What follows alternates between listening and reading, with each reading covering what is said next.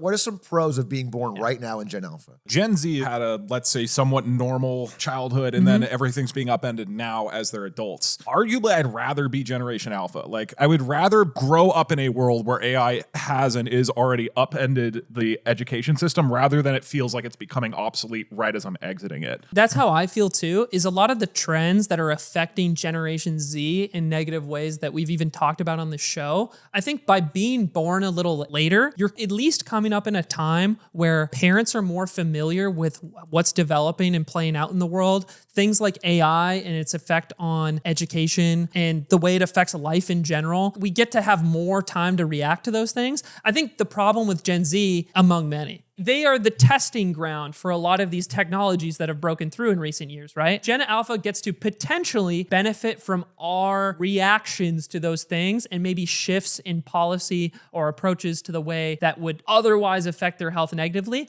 And then in a more solidly pro direction, they might be at the precipice of how all of these things benefit healthcare substantially. Right. So you might get to live long enough into a pocket of time that millennials or Gen Z doesn't really get to benefit from, where your lifespan is elongated by the quality of medical treatment available.